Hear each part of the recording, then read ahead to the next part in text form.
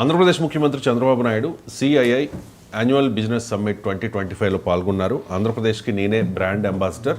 So పారిశ్రామికవేత్తలు రాష్ట్రానికి వచ్చి చూడండి, చూసి పెట్టుబడులు పెట్టండి అంటూ ఉన్నారు సార్.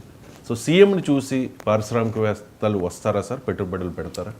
అంటే బ్రాండ్ అంబాసిడర్ అంటే ఆయనను చూసి పెట్టుబడి పెట్టమని కాదు, ఆయన విధానాలను చూసి పెట్టుబడి పెట్టమని చెప్పడమే. వ్యక్తిగతంగా చంద్రబాబు నాయుడు చూసి పెట్టుబడులు పెట్టమని కాదు కదా, దానికి మనం లిటరల్ మీనింగ్ తీయకూడదు. తనను చూసి పెట్టుబడి పెట్టండి అంటే తన ప్రభుత్వ విధానాలను చూసి పెట్టుబడి పెట్టడమే.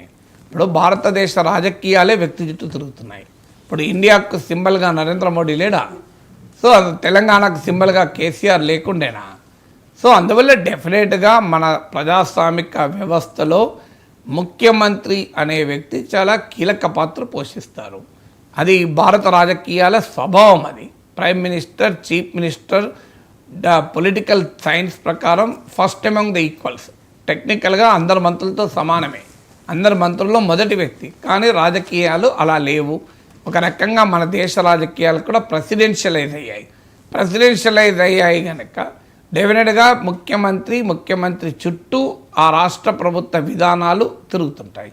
అందువల్ల ఆంధ్రప్రదేశ్లో పెట్టుబడులు పెట్టాలి అనుకునేవారు రాష్ట్రంలో ఉన్న సానుకూల పరిస్థితులు, ఆర్థిక పరిస్థితులు, భౌగోళిక పరిస్థితులు, వనరులు, వీటన్నిటితో పాటు లాజిస్టిక్స్, డెఫినెట్గా ప్రభుత్వ విధానాల్ని కూడా కీలకంగా చూస్తారు. అందులో అనుమానమే లేదు. అందువల్ల ప్రభుత్వ విధానాలు అంటే చంద్రబాబు నాయుడు విధానాలే కదా, ఆయనే కాదు, లేదు ఇంకో అచ్చెన్నాయుడు విధానాలు, లేదు ఇంకోరు విధానాలు అని అనగలమా మనం? ఖచ్చితంగా చంద్రబాబు నాయుడు విధానాలే, అవునన్నా కాదన్నా. తర్వాత రెండవది, చంద్రబాబు నాయుడుకు బిజినెస్ ఫ్రెండ్లీ ఇమేజ్ కూడా ఉంది, ఇండస్ట్రీ ఫ్రెండ్లీ ఇమేజ్ ఉంది.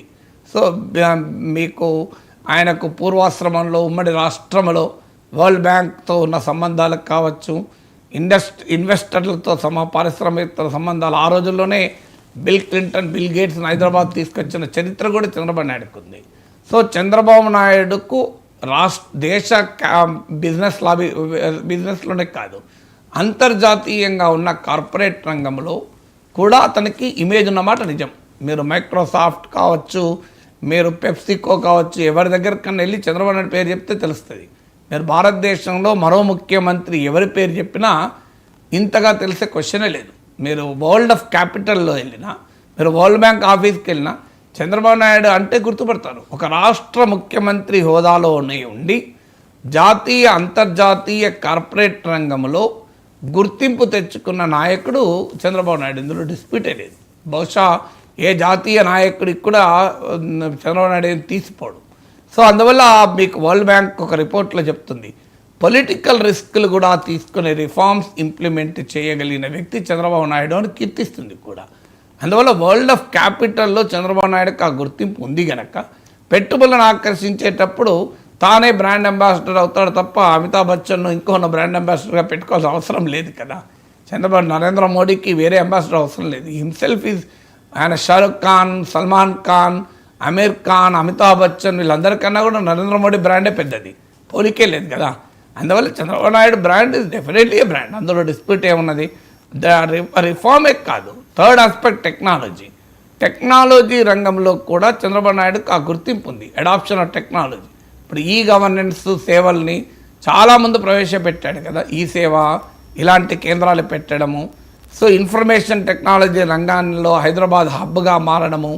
సో అందువల్ల టెక్నాలజీ అడాప్షన్. ఇప్పుడు ఏ చీఫ్ మినిస్టర్ క్వాంటమ్ వ్యాలీ గురించి మాట్లాడతలేరు. క్వాంటమ్ వ్యాలీ గురించి మాట్లాడుతున్న ఏకైక ముఖ్యమంత్రి Chandrababu Naidu. So artificial intelligence గురించి ఏ ముఖ్యమంత్రి ఇంత గట్టిగా మాట్లాడుతున్నాడు? సో చేస్తారా, చెయ్యరా, ఏం చేస్తారు అది తర్వాత చర్చ.